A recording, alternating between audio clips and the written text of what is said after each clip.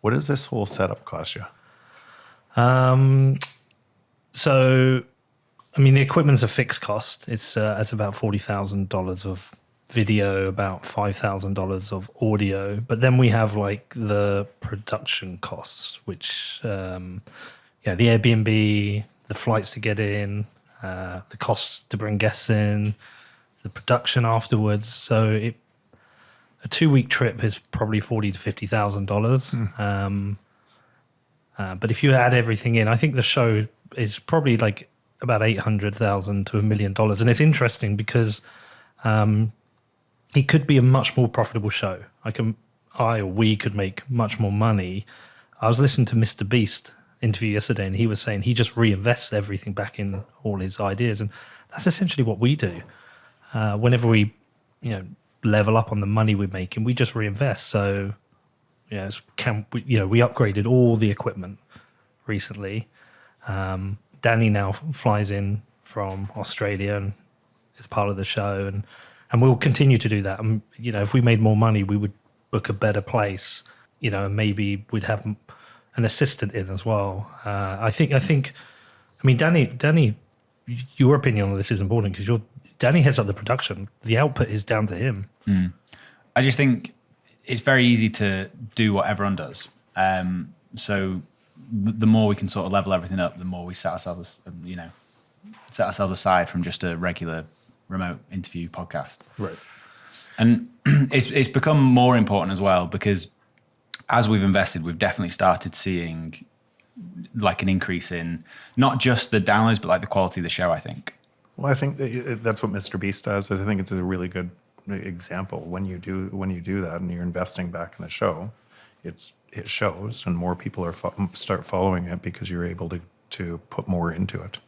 Yeah, and I think the other thing was with Bitcoin just becoming a much bigger thing itself, we recognized not only an opportunity, but like a need for there to be this kind of product out there. And we're lucky in Bitcoin because there's so many good products. Marty's Tales from the Crypt is a fantastic podcast, kind of my go-to. I learned so much from what he covers, even though I don't agree with him on certain things. And if you want to learn about the technical stuff, Stefan kind of focuses more on that and does a great job. John Vallis does a great job. There's so many great products out there that we're kind of lucky, and we just, where we fit into this is that, like right now, what I've noticed is there's a definite new arrivals coming into Bitcoin, both people are interested in it and people you can talk to and interview.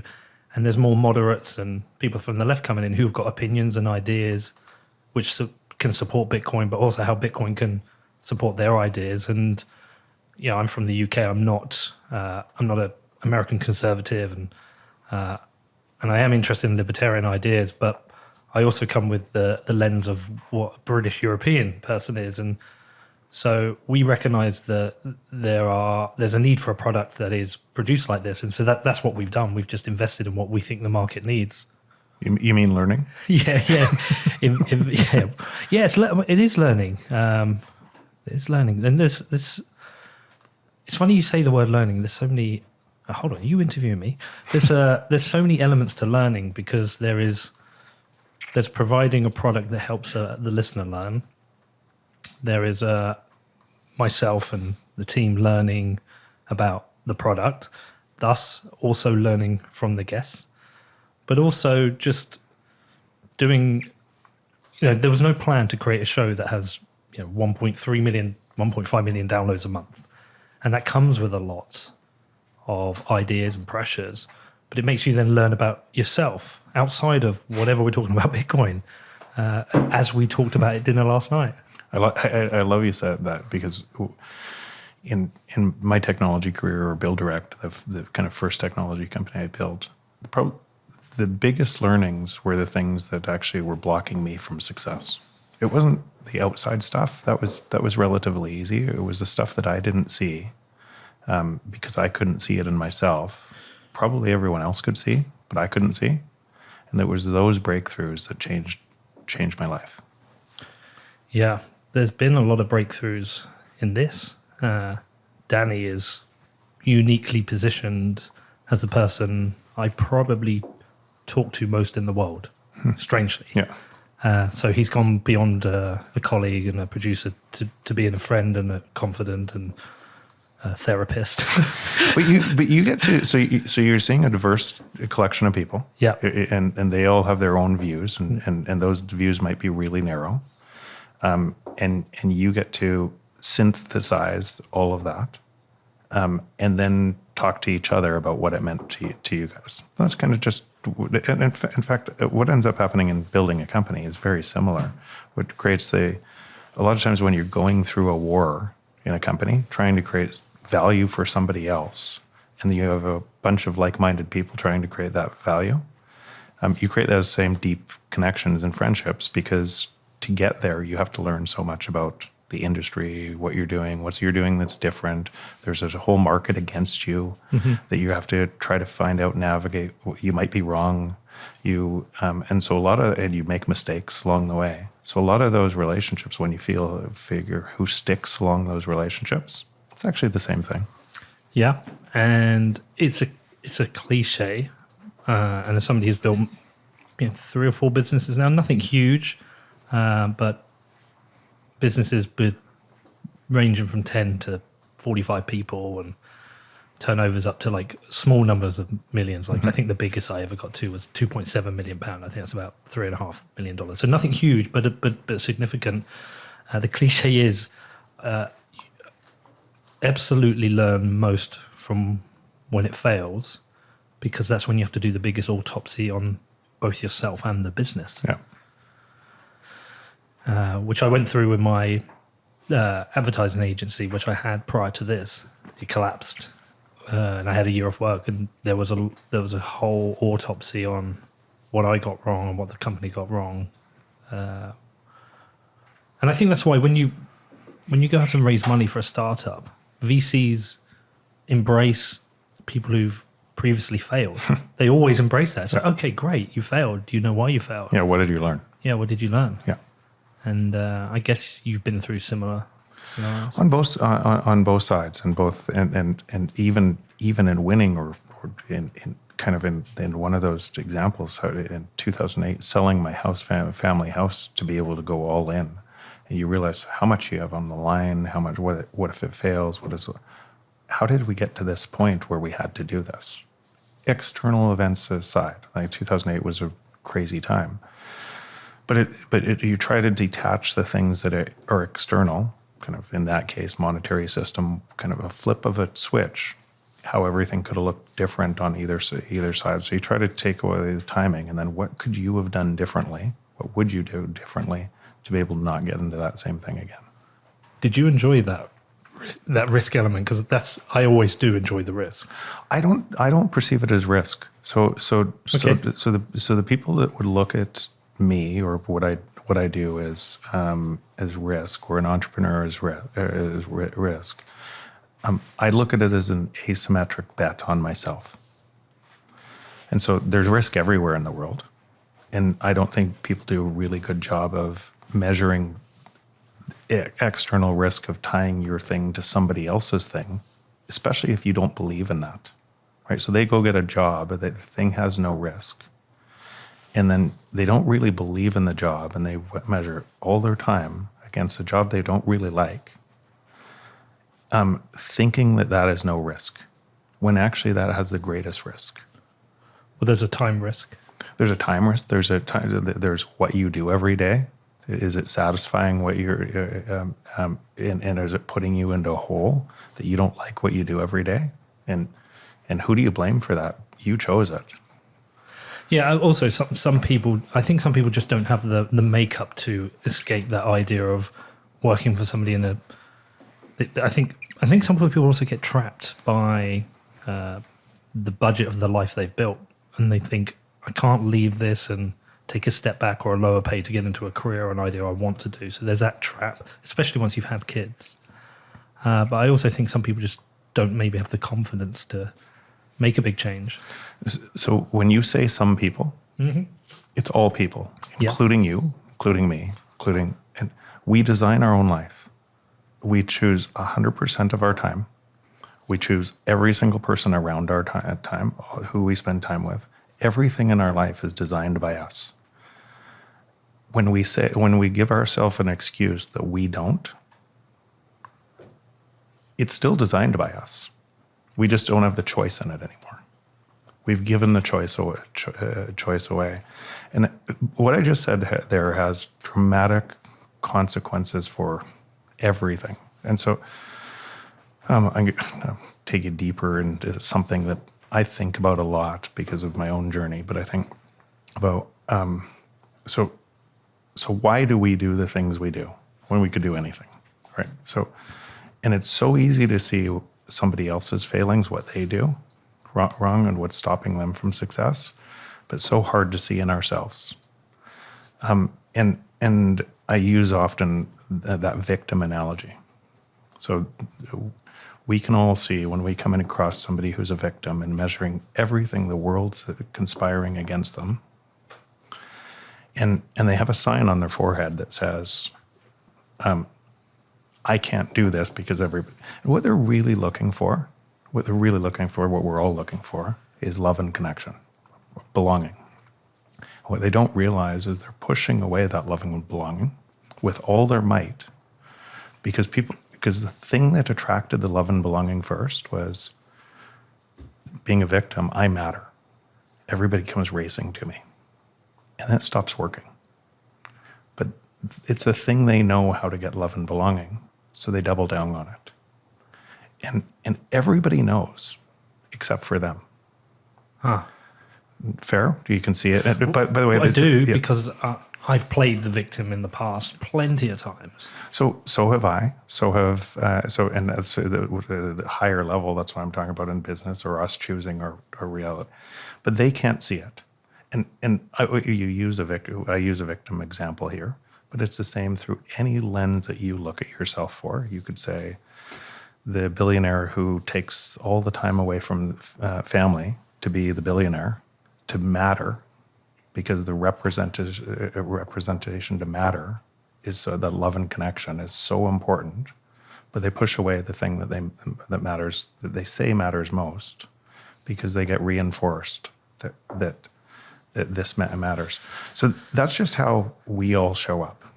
Not good, not bad, but how do you check it? So if it's so easy to see in everyone else, yet so hard to see in ourselves, then and the mirror of everything around your world is created by you, because it is in the victim's case, right? They actually can't see what's happening in the world. Same in the billionaire, same in any different lens you look through. Then how do we measure in ourselves? And how I think you measure in yourself is, what does your world look like? If there's something that you don't like, it's you. It's no one else. It's just you. I know what Danny's thinking right now.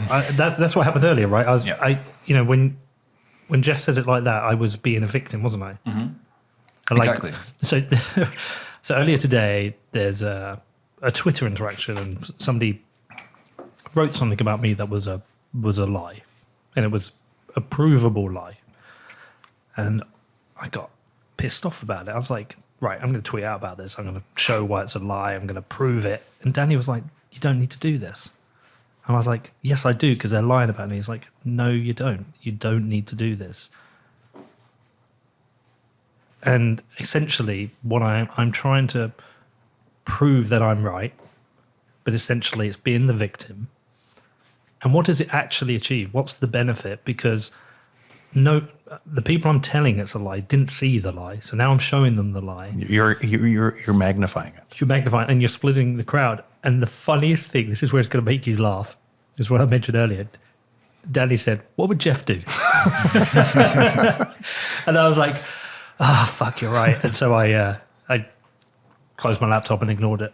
So when I look at things like that, and so what hurts us in that, and you can see it in Bitcoin, you can see it in any interaction with people, but let's use Twitter as an example. You say something, and there's kind of bucketed into three things. Somebody says something back to you that either makes your argument stronger or says where I was wrong and I need to learn more. So it's either learning. They say something that is, they're just being an asshole, right? And if they're just being an asshole, then nothing they can say can hurt you without your permission. It's your ego that's driving that, and everyone else sees who they are too. Yeah. So why do you respond? It's just your ego. Or they're trying to get attention by using your fame to be able to drive attention. And there's a whole bunch of people like that too. And so I just turn it around and I say, if it's just information without my ego, then just take it as information and ignore the stuff that doesn't help move the conversation forward. And I don't know, I'll get more philosophical here, but if I think about kind of the physical world we live in, measuring things, information, and then at the quantum level, I'm sure you've heard of the double slit experiment. I have. The double slit experiment at the subatomic level, the observer creates their reality, right? Or the observer, a subatomic particle goes through two slits at the same time. Yep. But if the observer watches that, it only goes through one slit, kind of a probability distribution. So now let's just take that, and it boggles your mind, because how at the subatomic level, and that's where physics still can't figure this out. There's string theory, there's a whole bunch of theories on how that, but when the observer watches, the particle doesn't go through the other slit. So that collapses. That reality that could have happened collapses, and it's no longer a part of your reality. And that forms, at the atomic level, at the things level, everything else. What I think it says is the observer has an effect. And I extrapolate that to think of a party, and then take the victim at that party, the same victim we talked about before, and take every experience of the party, all the conversations. There's 100 people in that room. And in those conversations, right now you're listening to, if you ran an imaging on your brain, you'd have a P3 wave. It'd create a P3 wave as your neurons all connected and actually connected to this conversation. You could see this coming into your consciousness. But in that room, you would see same thing if we were having a conversation. And the imaging machine would actually pick up every other conversation too, but it wouldn't create P3 waves. So you wouldn't hear, so those realities don't exist to you. But if somebody across the room said, Peter, even quietly, new P3 wave, and you're trying to concentrate on the other conversation, you can't concentrate on mine.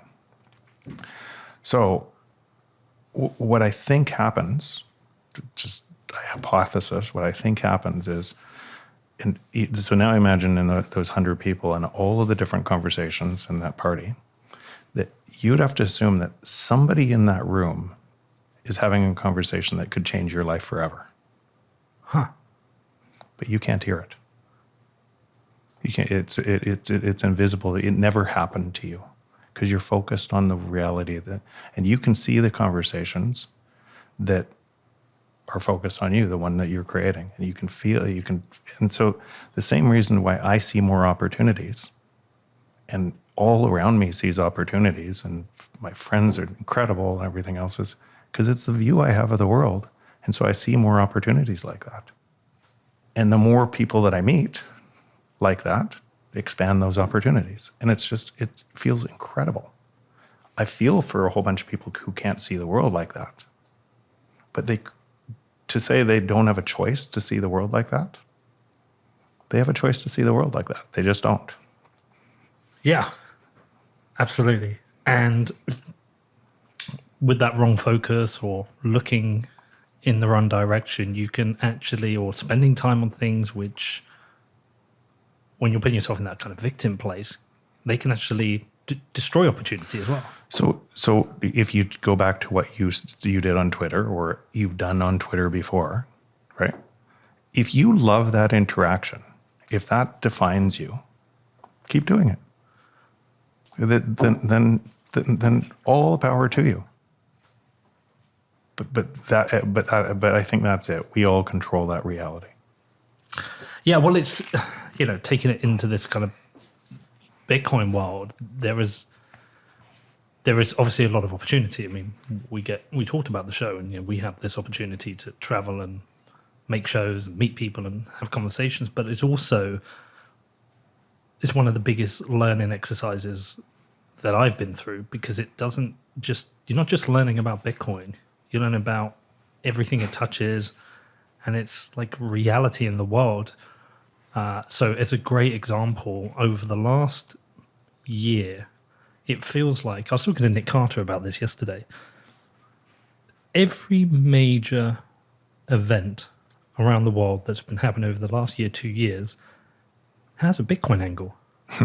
Whether it's direct Bitcoin stories such as El Salvador, making Bitcoin legal tender because they are a dollarized nation, so they have no control over their sovereign currency, to COVID and people being locked down and understanding the control government have and the connection between that and money, to what's happening in a war zone right now where an army is being funded by unsensible money, another country is being cancelled, and there are certainly going to be Bitcoin considerations both for the state and the population of that country, to in Canada where the truckers were deplatformed from from GoFundMe. It feels like Bitcoin has now reached that weird tipping point where it's gone beyond just a suggestion of ideas or it's like these predictions about the future. Everything that people who wrote about years ago, people like Pierre Rochard and Nakamoto Institute and those people, it's all like happening now. And so you don't just learn about Bitcoin, you have to learn about all the asymmetric topics. And add to that, into that mix, you have got this broad set of people and broad set of ideas that need considering. It's wild, man. It's what every one of these islands of information that seem independent islands of information with their camps of people that are totally committed to that camp, that feel like they're getting further and further apart from society, are further and further apart because of the misinformation and money. Misinformation and money must equal, and money is just an abstract concept for our time. So we don't want more money. We want more. We want more of what we believe money will buy us, whether that's love, freedom, vacation, whatever that is, or live a life of retirement. We want what we think money will buy us. It's just information. And so when you have misinformation and money, as a byproduct, you must have misinformation broadly across society. And all of these camps that look disparate and are further and further divided all the time, and people are taking opinions inside the camp and fighting fellow man inside another camp, it's all because of that distortion in money. In fact, when I wrote my book, that's one of the reasons I wrote the us versus them chapter, because you could see it playing forward with what would naturally happen as a result of moving down this path, and what has happened throughout history when you move down this path. When you get to this point in a cycle, what would naturally happen, and how that would corrupt our brains, and we would turn against each other instead of towards each other because it felt easier to do. It's always easier to blame a societal problem on a person rather than a structure. And this is a structural problem. Okay, let's expand into that. If you think about what drove our learning, I could come at this a couple angles. I'll start here. The division of labor is critical in the growth of society. And what the division of labor essentially said is, before, when we were in a small group, 150 people, that group of 150 people living in the Sahara or living on the plains had to do everything together. Now that small group you could have somebody hunt, you could have somebody stay, watch the kids and everything else, but it relied on each other, and everybody had their role. As you expand global trade, the only way to have everyone have their role is a division of labor. And the division of labor, so if you just think about the world we live in, which is just ideas, and when we predict the world we're living in from the world we're living in, and we can't see the new idea that changes our life. So, so what that means is, in a division of labor, for me to be a doctor, I had to trust somebody else was a farmer, and somebody else was a metal worker, somebody else was this. And if I couldn't trust that, and the only thing that glued all of that together was trust, right? Trust in that information of money. Because if I couldn't trust that, then I had to do everything myself. And so once you start distorting that division of labor, manipulating money, no matter where the distortion ends up, it has to keep on moving.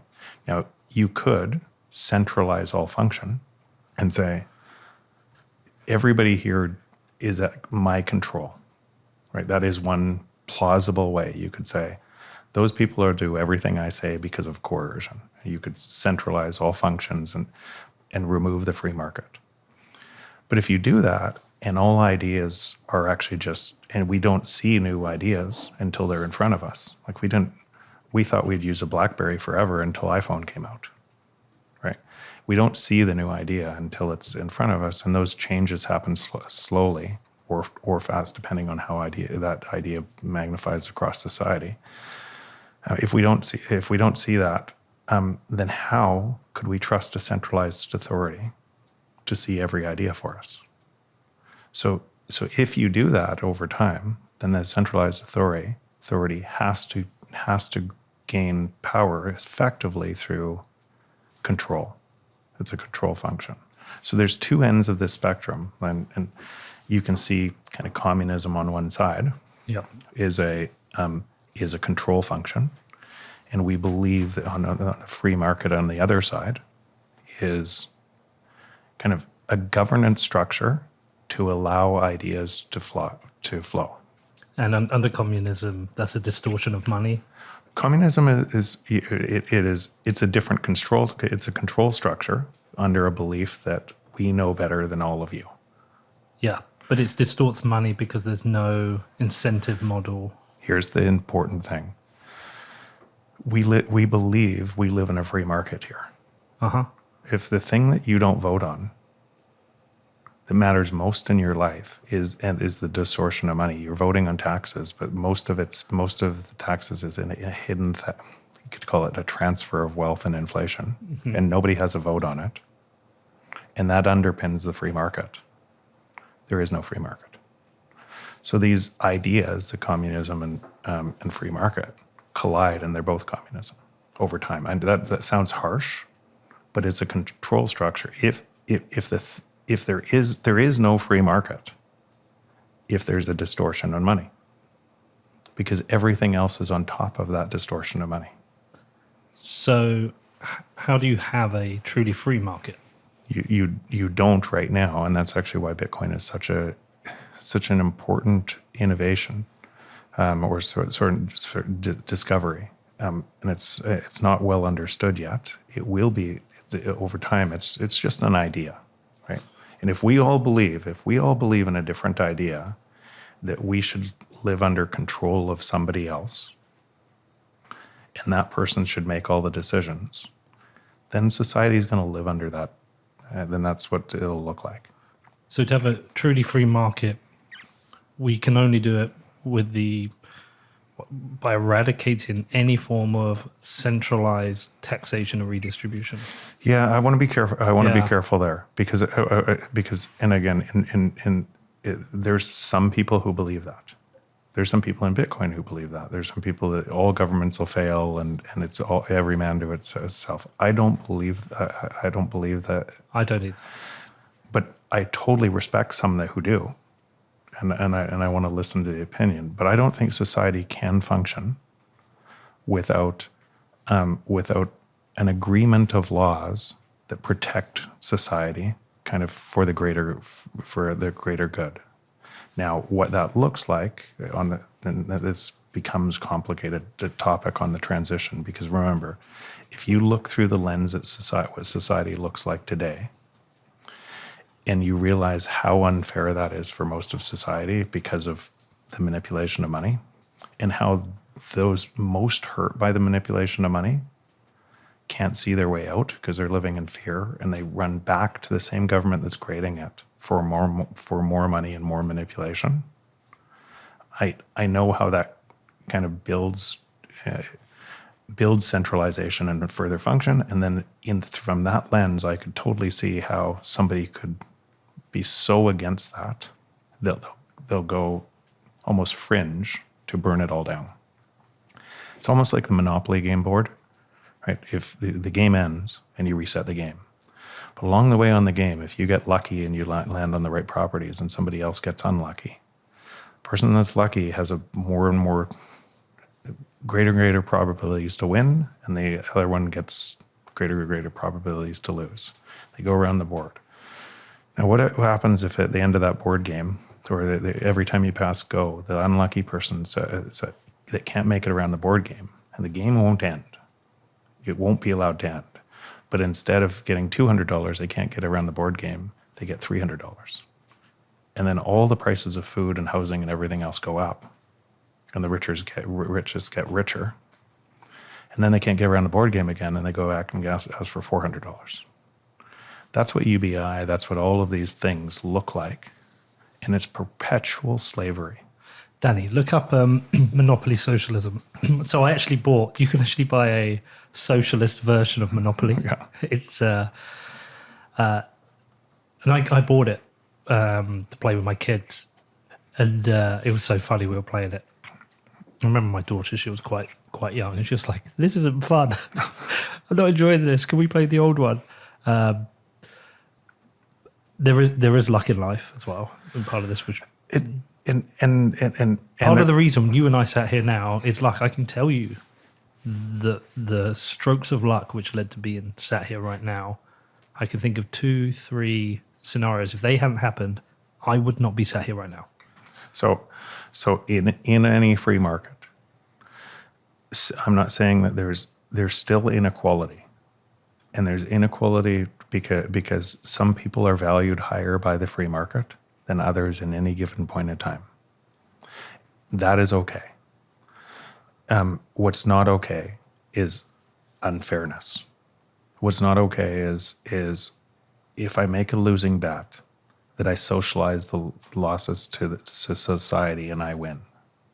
And so that's what we have today as capitalism through monetary easing and it has greater and greater consequences throughout the world. And so in Monopoly, the game board ends or it's kicked over, right? Yeah. And today, if you see the rise of kind of hate and everything in the world, what's happening is the game board is getting kicked over. But the game board that we're living in is our planet and everybody else, and it's getting kicked over. And so there needs to be a new game. Bitcoin is a new game. That's what and the system itself has no way to solve the problem. I wish it did, but the system itself, so the solution cannot come from the system. Because if you allowed the free market to work, the credit-based system in the world today would collapse to the ground, and we would be living in the Stone Age. We'd go back to barter. There would be no food on the shelves. Dictators would rush in to try to control us in that. And so what governments are trying to do to stop that, the natural clearing functions of markets from happening, is door number 2, keep kicking the can down the road. And what they're doing by doing that is they're increasing the negative externalities around the world. They're increasing the divide of rich and poor. They're increasing global warming. They're increasing climate change. They're increasing everything else as a result of blowing up a balloon faster and faster and faster that will pop, for sure. And that is the main issue here is the political cycle changes the incentives for how the economy should be managed, because there is no incentive for austerity. Yeah, it's bigger. It's bigger than that. There's no so once it if you look in short-term and long-term debt cycles, Ray Dalio talks about debt cycles, and he does a good job. I think one of the things that Ray Dalio gets wrong, and many people get wrong, is we've always had the free market, and technology has always been deflationary. It's always made prices go down. And it's always made prices go down because we create technology to be able to do more more with us. So it's natural. It seems pretty obvious that anything you use, kind of with technology, is getting more and more efficient. But it's always evident with the TVs. So Every time I buy a TV, it usually costs about the same, or maybe a bit less, but it's bigger and has better technology. yeah, just your calculator app on your phone. People think that it's free because of advertising. It's free because the marginal cost of production is zero. Do you want to go and create a calculator app? And why? Because it costs nothing. You can't make money on it. And when the marginal cost of production moves to zero, and it's digital in nature and moves everywhere in the world for free, it becomes free. And so, but now go back. This is where this is important and kind of on the. So for all time, it's been like that. We create technology, we get more efficient, and it's for all time. Was the anchor to the system used to be gold, and for monetary velocity to expand so you couldn't trade gold. It had to be centralized, and you couldn't trade gold from person to person, or at least at the speed that the society was moving. So speed of society moving, especially today, digital in nature everywhere. Speed society is moving and improving, is at a rate that's faster and faster. So technology is moving faster and faster exponentially through time. Then when you go back and anchor to gold, you have to build a credit-based system on top of gold. That credit-based system must expand forever. It keeps on expanding. And when you say short-term debt cycle, what ends up happening is short-term debt cycle is it can't keep expanding, so it collapses, and then it takes on again, and it keeps on growing. And then when it really collapses, the pain to society is so great that you have to kind of retake the gold. You go fight over the gold, world wars. Winner of the war sets a new monetary game from zero, and it all starts again. So, and why? Because one system is deflationary, one system is driving down our time, in other words, our time up, and one system has to go the other way, has to keep growing. And then it gets to a point in history where you have to break it, and you have to reset everything. We're entering that time in history again. And so now you have to ask, this time in history, why might that be different? Or this is different for a lot of reasons. We've never had war machines that we could destroy the world in on a reset that it would look could happen as we go to the next level. If it resets around gold or something like that, what would have to do is the winner of the new war would have to reset the rules around that, or there'd have to be a negotiated settlement around people who say, here's how we're going to reset this. And what Bitcoin, but it would start again because you'd have a credit-based system built on top. What Bitcoin is so different that it's not well understood is you both have the asset and the network on Bitcoin, but you also have the velocity, whether it's Lightning or on top of the layer 2 technologies. You have the velocities. You have the velocity of money through technology. So I can trade with anyone in the world anytime on an open, decentralized network that removes that ability to cheat from humans forever. And what you could simply ask yourself is, and I try to come back to these first principles all the time, throughout time, if a system could be manipulated by humans to give themselves an advantage over other humans, will it be? Yes, One- without doubt. We've seen it throughout history, and so there's an incentive for that to happen.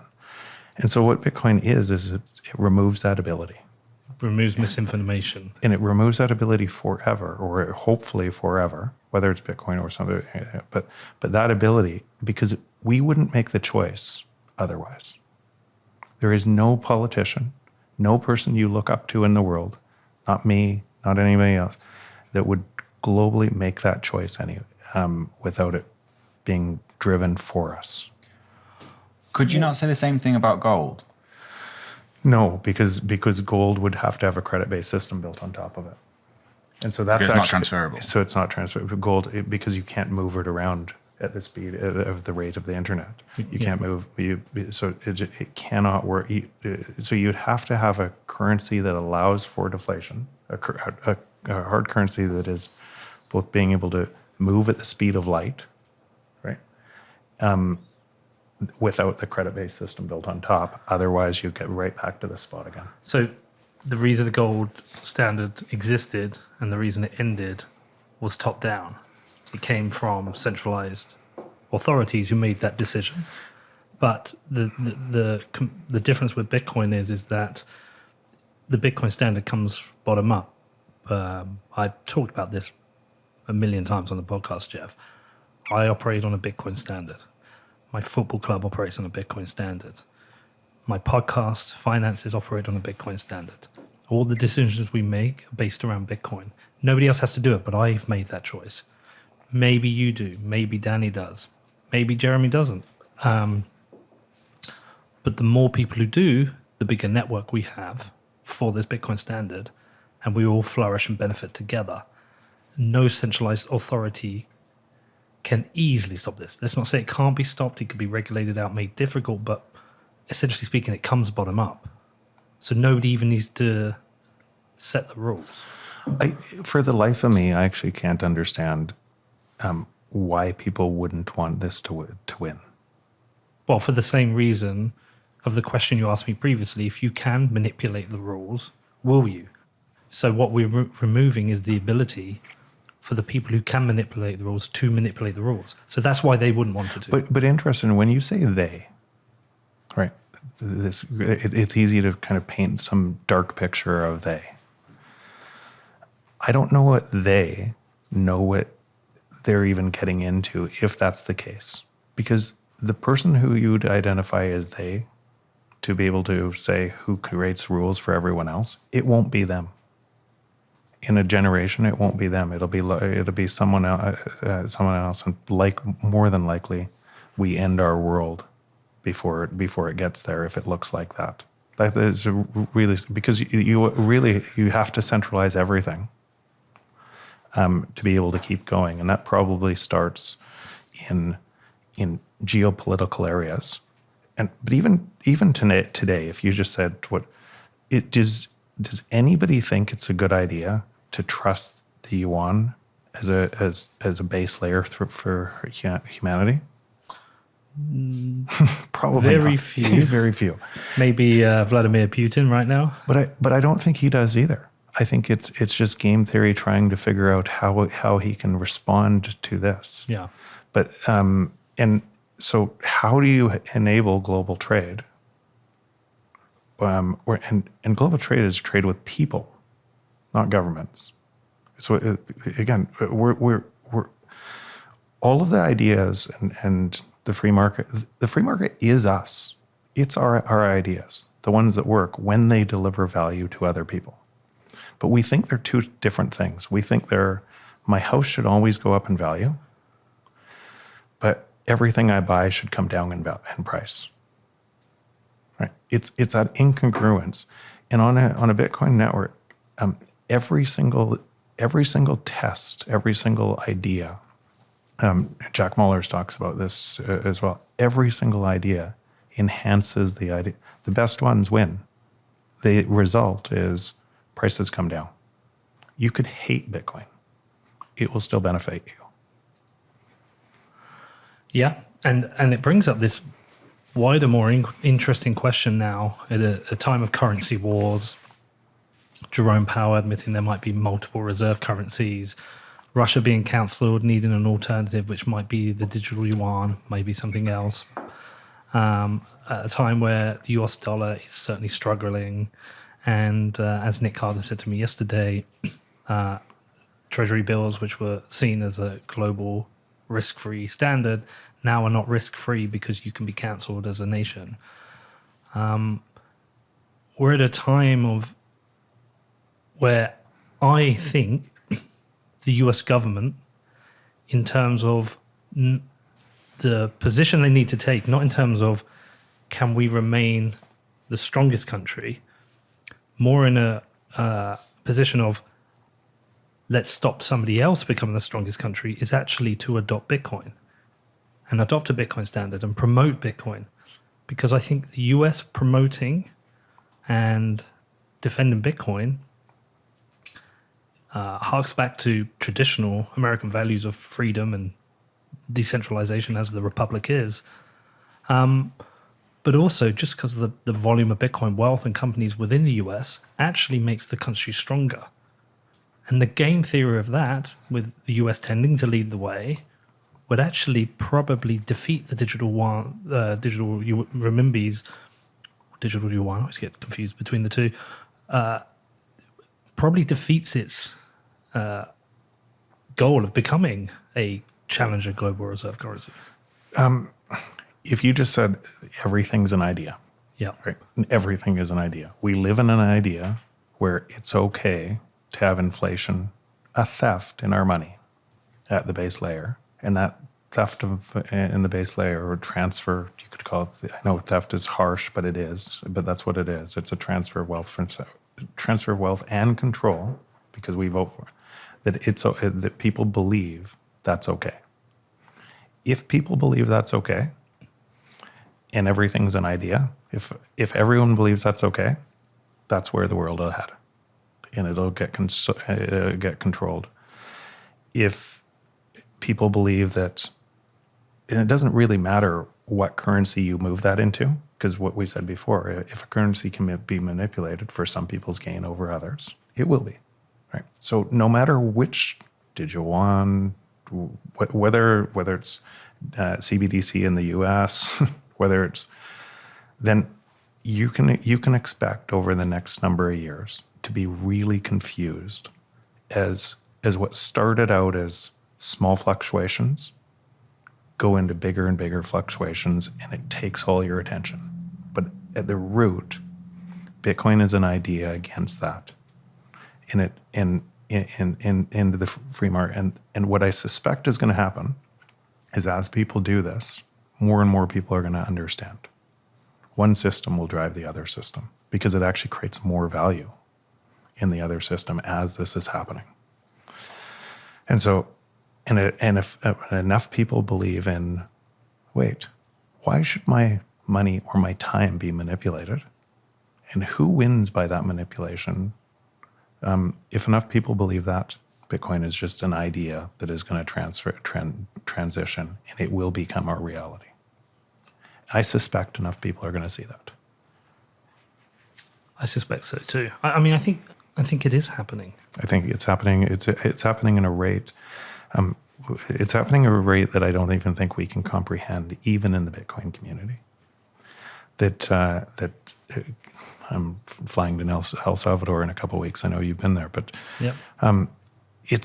It's happening all over the world. It's happening in Nigeria. It's happening in, I think 10% of the network is still in China, even though China is trying to clamp down everywhere on it, because it's an open, decentralized platform that governments have no control over. And you have to ask yourself, who is government, right? Who is this dark force of government? It's us. We control it. It's our ideas. And if we decide to give it all power to control us, then we'll give it all power to control it. But us. But it is just that the way that's all structured is an idea. Government is an idea, and one side of that idea has government should control everything. That's what it would look like in China, and they'll look after you. And one side of that idea is freedom of ideas, freedom of expression, freedom of ideas, free market. And I go back to what I said before. If you believe government can control you and it's only a certain number of people, a small number of people, then that must come at expense of all the new ideas. Those ideas would never be seen. And most times we don't see the new idea, how great it is, until it's before us. We don't know we'll change until the idea is in front of us.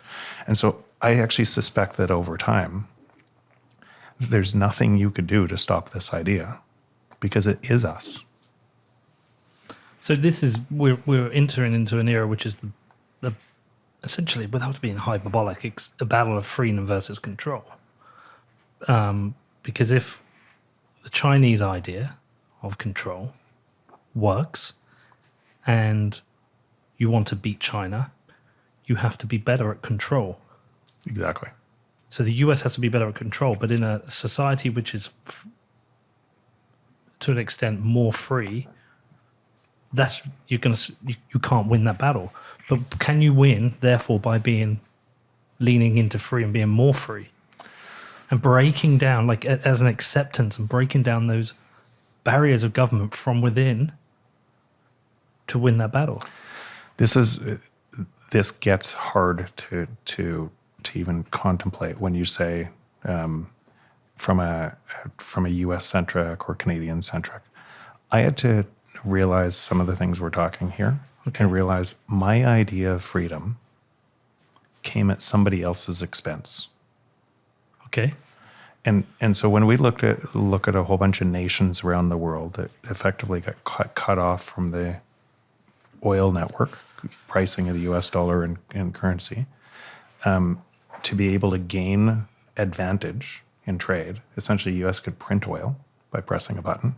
Everybody else had to pay for oil. And so it gave some countries an advantage and it gave some countries a disadvantage. The only way to actually make that work. Hold on, let's go back a second because I hadn't thought about that because energy security is a huge issue right now. It's a huge issue right now. But you've just said everybody has to buy oil, but the US can press a button to print oil. Just for clarity, what you're basically saying is because of the Dodger, it's about right, the dollar hegemony, the US can print dollars to buy oil at the expense of everyone else because it deflates debases their currency and it makes oil more expensive. Right. I'd never thought it through like that. Never thought that. Yeah, I'd never thought that through like that. The US gets to print oil. Fuck. Okay. So energy is priced in US dollars today.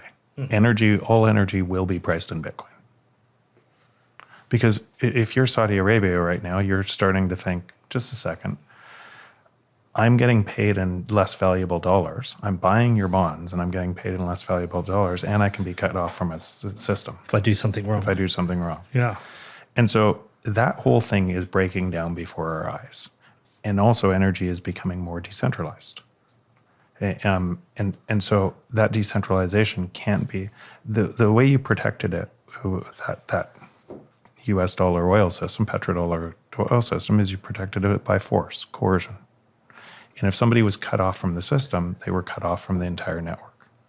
And so that positive externality for US citizens, myself in Canada, created negative externality somewhere else where they couldn't. And it's all tied to the same thing I said before. If you could create an advantage for yourself or your citizens over somebody else, you will. History proves it. And so now you have, countries like China are bigger, more impactful in the global energy climate, and they're trying to get energy priced in yuan, and kind of the game is all trying to see who has the power, and that's kind of driving a military force around the world to say, trade with me, trade with me, trade with me, and it's breaking down. So back to that thought before. So we have an advantage that came at a disadvantage from other nations. through this same thing, and Bitcoin fixes that globally. And so if you believe in a free market, and if you believe in your people, and what will happen in a free market is there's more idea generation, and that idea generation creates value for society. The nations that go earlier onto Bitcoin will create more talent pools and more ideas, and those ideas will move those nations at a way faster pace. Interesting. And what you'll see is, I don't think you need to think about what governments, what nation state, what does this look like. It's going to just create game theory between governments competing for people and talent and resources under a free market. Effectively, all that ends up happening is the fraud in a system that must be there through inflation has to be exposed. And what that means is there'll still be taxes, but nations are going to compete for I believe in this. Here's what I believe for my citizens. And they won't be hiding through the back door. I'm telling you this, but I'm actually going to take all your money through inflation. They won't be able to do that anymore. So that will bring it in a competition of, I think, a totally different political class that is actually for the people, by the people.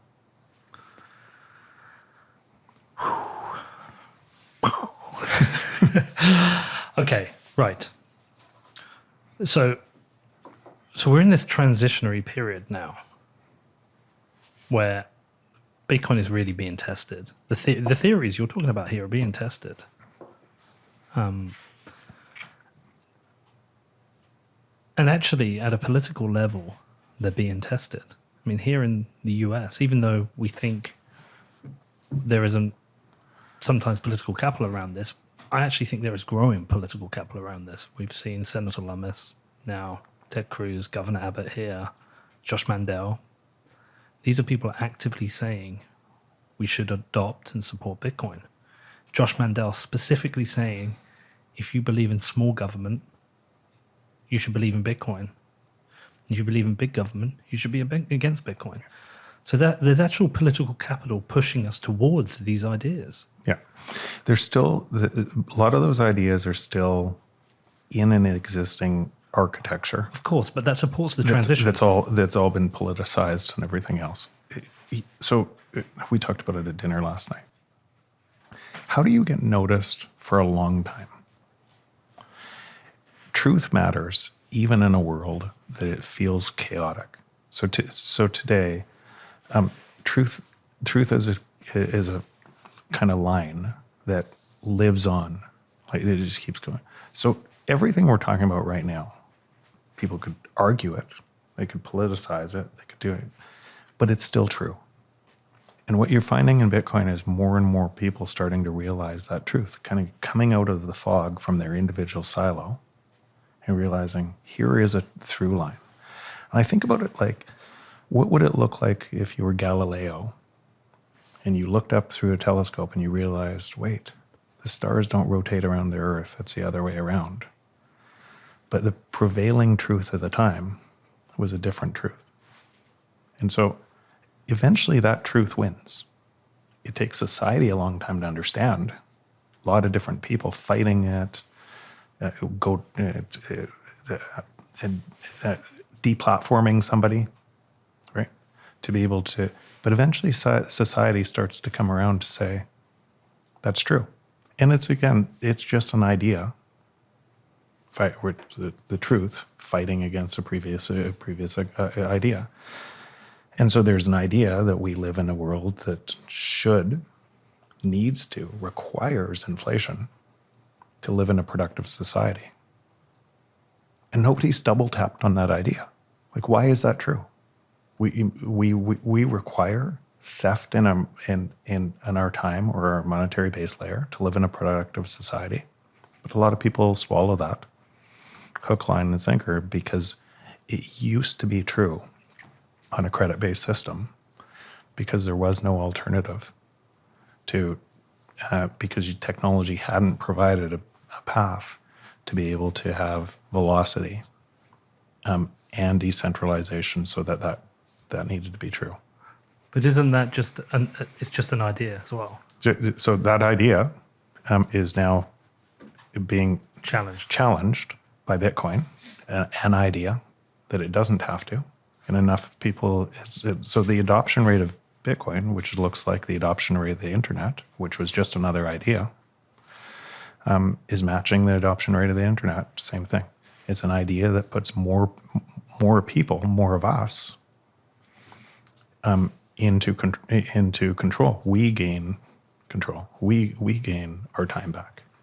The wider externalities that come from this are mind blowing. Mind blowing. Because there's a show we're trying to work on at the moment is the things that have come out of Bitcoin that probably weren't part of even Satoshi's roadmap. Who knows what Satoshi truly thought, but I believe that Satoshi thought peer-to-peer money, uncensorable, censorship-resistant money with a fixed limit would be good for the world because of central banks.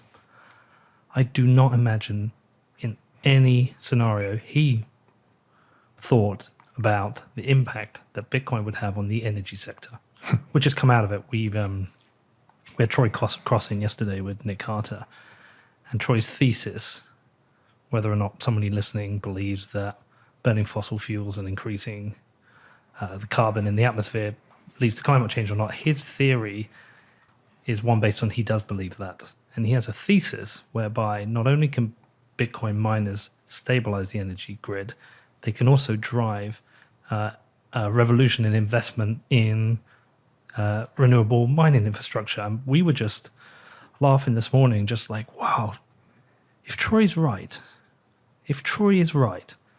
two things can happen at the same time. We can transition the world to a better form of money whilst reducing the impact of climate change. And boosting energy consumption massively. And boosting and making more energy available. There's no way Satoshi thought about that with mining. Mining was just a process of securing the blockchain. Yeah. But this whole thing's come out of it, and it's not the only thing. There are other amazing concepts, and there's things we don't even know about that are going to come in the future. It's like, oh crap, Bitcoin's going to fix this. But that's it. We can't see something until it's before us, right? We're terrible. Some people are better predictors, right? Because they start to imagine what a world could look like and they build to that. The entrepreneurial process is actually that. You go up against a monopoly. You say, I can do this with technology that delivers more value. And the only way you win is if other people agree with you or they use your technology and you deliver more value. And what's predictable is the response by the monopoly. The only change here, the only change to what I just said, is that predictable response is coming at the monetary level. But what you just talked about, and I've talked to Troy on this, I totally agree with the kind of that premise. At the higher level, you just have to ask this: should oil be $130 a barrel right now? Why is it $130 a barrel? Well, there's multiple factors that come into that, but Primarily right now it's $130 a barrel. I would say due to, but multiple things come into my head. I think of sector subsidies, speculation, risk, but mainly probably because people are moving to commodities because of fear over what's going to happen to the dollar. No, you're going to tell me I'm wrong. It partly all. The biggest thing is abundance in money created scarcity everywhere else. Scarcity in money creates abundance everywhere else. So abundance in money, I print anything I want, means oil prices go up. Scarcity and I can't get enough. Yeah. Scarcity in every single thing. I keep creating money, I create scarcity everywhere. I guess that's the central thesis to your book, right? Yeah, and because it has to, because all it is a manipulation. We live in a world that's an imagination that somebody can print money. And all of these responses are because somebody gets to print money. And those consequences have to get greater and greater and greater. So when you play that forward, now, and that's actually why I said at the highest level, at the very highest level, you have to, if you believe in climate change or if you don't believe in climate change, it actually doesn't matter. But if there's 95% of the population that believes that climate change is a real thing, and every day they see more either news reinforcing that, ESG narratives reinforcing it, money reinforcing it, and they will believe climate change is a real thing. Is it best to say, no, it isn't, you're stupid? Do you think they'll change their mind, right? Or is it best to say, meet them where they are and ask them this: is there any way to solve climate change through a system that must drive growth by printing money, not fake growth, forever? So instead of having one job and having time to be able to travel, you need two jobs. You need two cars. You need to, because the prices keep going up and you're on a perpetual hamster wheel. Entire society is needing more and more things that are just manipulated to be able to create more and more damage to the climate that is just manipulated. It's impossible to solve, if you believe in climate change, it's impossible to solve climate change from a system that is climate change. That's the biggest level. At the next level is what Troy is talking about. Now you have an incentive system to capture stranded energy everywhere. And you move an incentive and stranded energy, excess energy everywhere, and you move to a Kardashev on a scale, and you increase energy, which is a function of all of us, and you increase energy and you decentralize it at the same time, and it's tied to money. That's what's, so those are, it's actually the only way to solve, if you care in climate, the only way to solve climate is from a new system that does it. It's impossible to solve it from the existing system. The butterfly effect of money, Yeah. or the nature of money, is the butterfly effect from the creation of Bitcoin. It's truly unreal. Okay, sorry, you're blowing my mind here quite a bit, Danny. Mind blown. Mind blown. Okay. How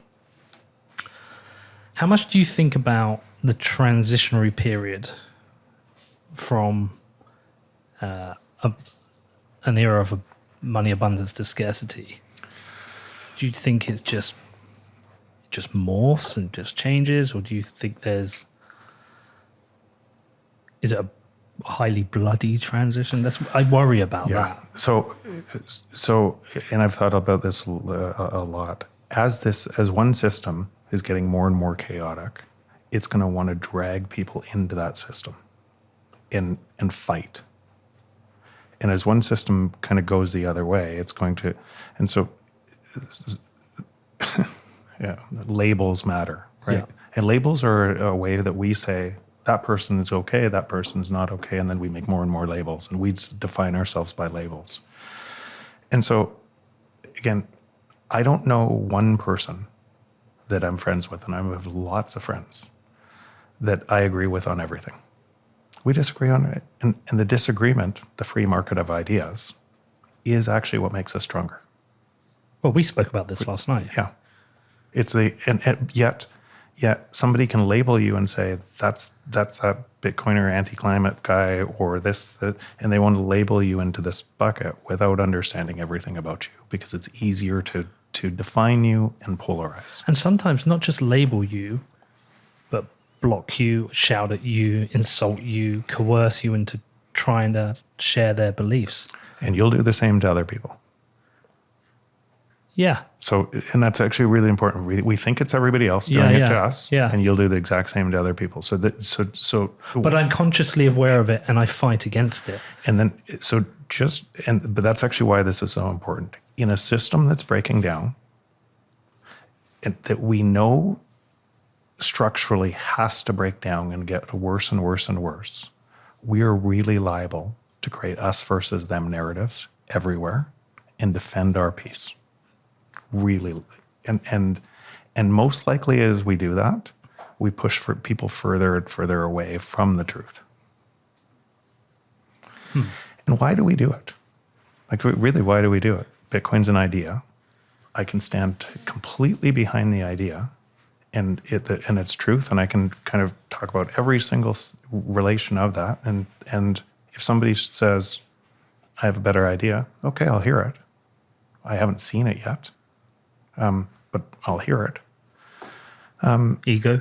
But it's only ego. It's because we want to matter to the person that is coming out. It's everyone else that we matter to, and so we lose ourselves in this war of ideas by fighting that. And so, is it going to be ugly on the way through? It could be really ugly. It could be really ugly. Are some people going to see the ugly of this? No. Some people are going to be just totally fine. In fact, a whole bunch of people in Bitcoin are already fine. They're already starting to see it. I'm certain that they don't want society to go through this upheaval. And some of them, myself, I just want more people to understand that it's a bridge to the other side. It's a way to transition from a system that cannot work structurally to a system that can, for where we're going. And I want more people to know that. But if somebody yells at me because of that, okay. And getting muddy in that fight is actually a distraction from the time you could be spending on helping somebody find this bridge and cross this bridge. I want to spend the most time with people I love, period. It's every single company that I spend time with. That's what I think about. Can I make a difference? Do I love these people? Would I help? Do I want to spend my time here? And can it make a difference in the world? It's kind of like what Saylor said, right? Again, Totally. it harks back to that about focus. Yeah, focus and spread positive messages. Yeah. And let the other stuff go. Because the other stuff is just trying to get a reaction out of your ego. Yeah. What's that book? The Ego is an enemy? The Ego is the Enemy. Yeah, it's a good book. It's a really good book. Yeah. And it's funny. It's really funny. This stuff affects you in different scenarios. I actually don't think I have an ego when I make the podcast. I mean, there'll be some, but I'll talk to anyone. I'll admit I'm wrong. I'll talk to people I disagree with, and not usually I don't like. I won't bring someone up if I don't like them, but I'll disagree with them. And yeah, I did this show with Marty Bent the other day. He told me a bunch of stuff, and straight afterwards, I'm on my laptop, I'm researching, I'm learning. Take me out of this environment, put me onto Twitter. I'm like, fuck you. You're wrong. Block. Which is a strange phenomenon.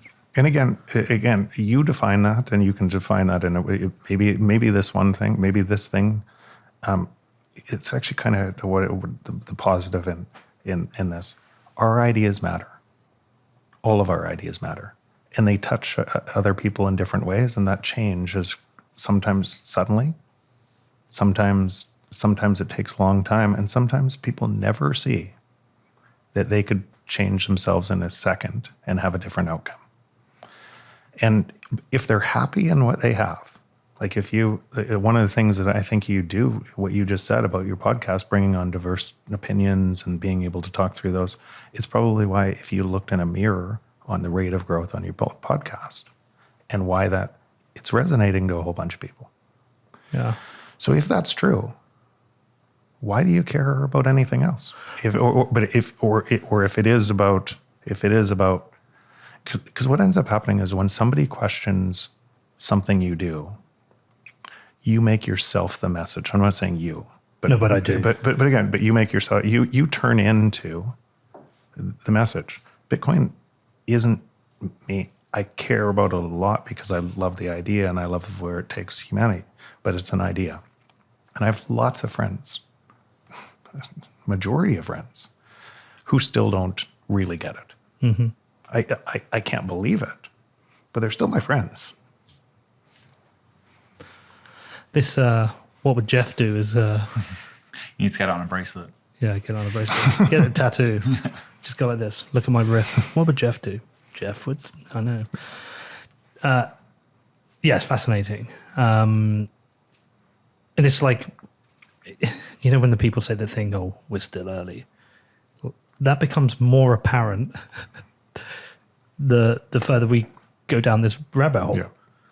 you realize the profound effect that this technology or idea is going to have on so many people. And like you, I want to get that in front of as many people as possible and help them learn and understand this. And I guess this is the best vehicle for it. Yeah, it's a great vehicle. But again, it's easy for us to become the message. Yeah. And then when we become the message, when somebody questions the idea, they question us at the same time. And that's what becomes the polarization. Do you think another reason for the polarization is, like, I think most people in society, like much wider than Bitcoin, see like things breaking down and see it as a real issue. And then the solution to that issue is really different between, like, say, like polar opposites, MMT, and people who are into Bitcoin. And do you think that it's like, if you question what I think is sort of a salvation, then I'm going to fucking fight you? That's what I mean. They become embedded in the message instead of the idea. So let's just explore MMT and what that idea would take us to, without the insanity of the position. Just explore it as an idea and just ask yourself, is that idea congruent with the free market and of all ideas, or is it not? And realize that the free market is us. It's our ideas. So if there's something that has to stop that, then it comes at our expense. And so where does that go?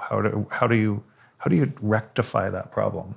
And so I can easily talk about, okay, all of these ideas without disdain for different people and everything else, and investigate them to their root cause. In fact, even if you looked at the World Economic Forum, right, and what you'd hear in Bitcoiners and everything else, imagine Klaus came up with this idea that I had at the same time. Imagine if he realized technology is deflationary and exponentially so.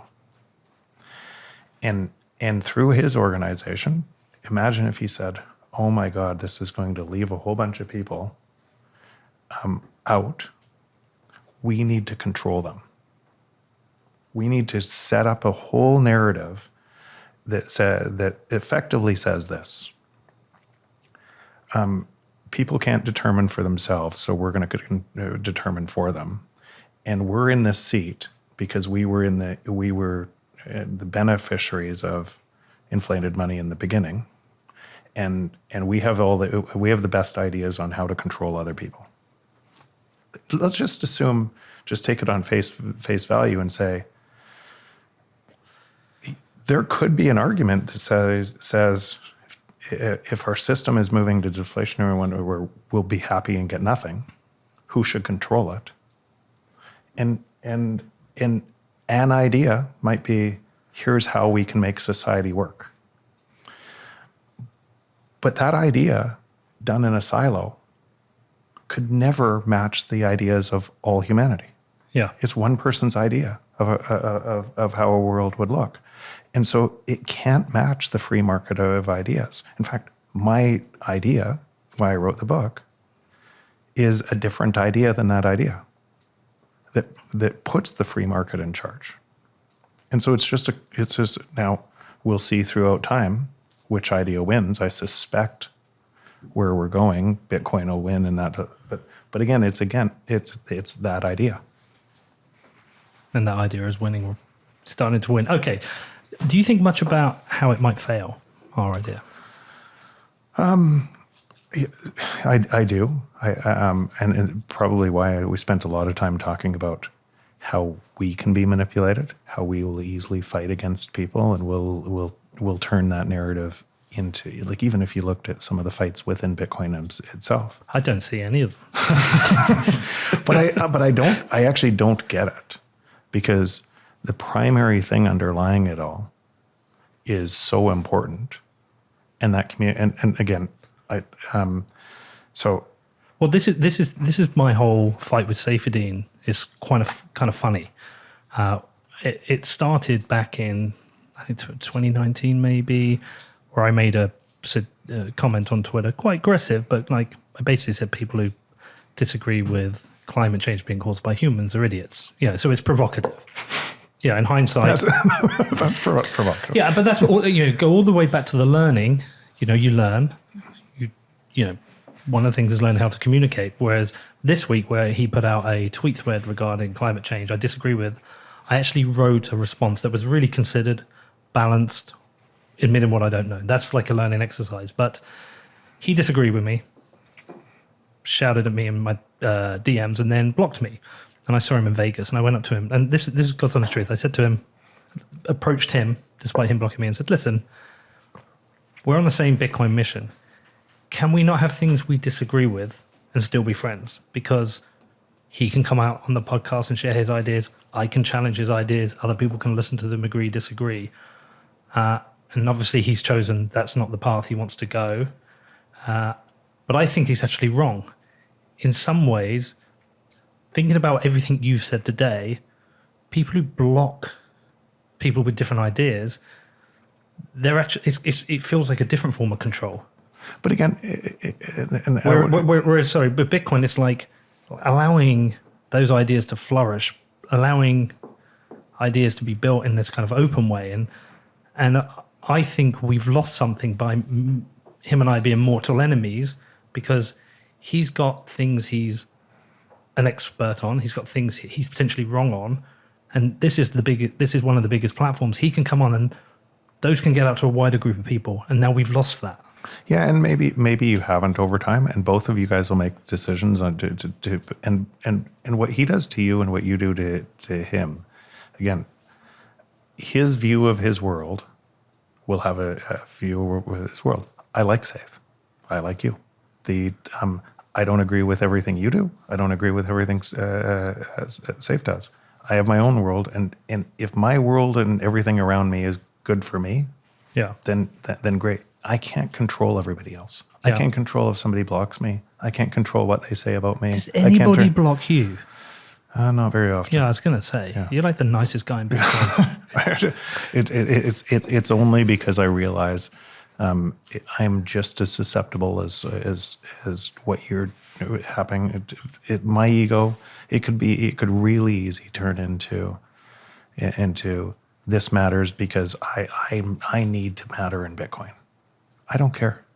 That's really, like, I don't care that I matter in Bitcoin. I care that truth, fair rules. I care that society moves in the right direction, and I care about that for my kids. It's a way bigger mission. It has nothing to do with me. Back to the point, because I interrupted you. Yeah. How do we fail? Or how does this idea fail? I mean, as outside the obvious of not enough people believe in the idea. So that's probably the only way that an idea fails. Right. But what you have to think about is, and that ties into what yours and Safe's thing. It is really easy to polarize an idea if there's a whole bunch of people that look like they're crazies promoting that idea, take down government, take down this, take down. It still might not fail. But it's easy. It doesn't help. But it doesn't help because it doesn't actually get more people to investigate. It gives more power to the existing force that you better be scared with Bitcoin, because this is what it'll look like. We just have to realize people don't move from fear to more fear. They move from fear to hope. So the more that path is hopeful to what it could look like, the more that journey is. I've created a whole bunch of companies. You create companies by it. All a company is a whole bunch of people with a belief set that they want to create something different in the world, and that belief set is typically hopeful. If it wasn't, nobody would join the company. And so if I think that through this lens, and how many people, how would it look like to you if you weren't in Bitcoin? If you were the person that was working 3 jobs to try to keep up, your house value is, you don't own a house, your food price is going up, you can't afford gas, everything else. And there's certainly, you don't have time to investigate the way I can investigate. Yeah. You'd feel despair. You'd feel loss of hope. And if somebody came along to you and said, we're going to give you more money, versus these Bitcoiners over here that we're talking this completely different story that you couldn't even get to. And you probably can't afford it. You can't afford it. You can't figure, you don't have the time to investigate. What would you believe? And so through that lens, you can actually totally understand all human nature through the world. And you can see what would you do in their position. Well, then it comes to that point that a transition to Bitcoin as a standard will have collateral damage. The collateral damage is already it's guaranteed. Yeah. The collateral damage from the existing system collapse is guaranteed. There is no. But there will be people, if we moved from a fiat system to a Bitcoin system, there will be people who will be part of the collateral damage, but they will see Bitcoin as the thing to blame, not the decisions and the reasons the fiat system collapsed, because they lost something within the fiat system and they hadn't recovered it yet in the Bitcoin system. Most likely, the people most hurt by the transition to the Bitcoin system will be the most wealthy. Yes, I see that. Because you can no longer in that system, you will no longer be able to socialize losses at the expense of everybody else. Yeah. And winning bets no matter what. Yeah. So those are the people that'll be most hurt by the system. The people most helped will be the exact opposite end of that spectrum. But I think that's on a macro level. On an individual level, individuals could be completely wiped out by the transition. A system they were maybe even mildly happy with. They weren't the billionaires. They weren't the people benefiting from the manipulation of the system, but had a certain life or certain living within it. And in the transition, they lose because they hadn't replaced their fiat system collateral with Bitcoin collateral. There's just natural collateral damage. Yeah, and that's why I try to say in just about all the podcasts, if you're not on Bitcoin yet, or like get off zero, Get off zero. Get a hard wallet, get it off an exchange, and own some Bitcoin. It's really important. Do you have any plans to write another book? I'm sure I've asked you this before. Yeah, I don't think so, but I almost never say never. I get asked all the time. I never wanted to write the first one. That had a profound effect on your life. It's been awesome. It's one of those things. I thought it would be completely different. I actually thought that when I wrote it, the system would come after me, and that I would be canceled from a whole bunch of my boards. No one would, because you're going up against a system that is so profound in all of our lives, and we all measure the system from that system. So I thought that, but again, I think I told you this before, but I had to write it.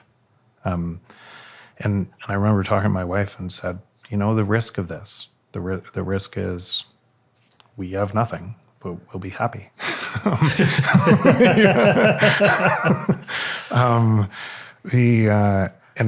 And it went completely the other way. And it's actually an interesting thing. And the amount I've learned from that journey, from writing the book, the number of people I've met all around the world, and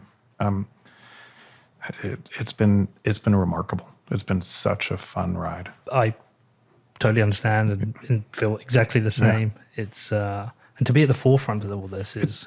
I pinch myself. Yeah.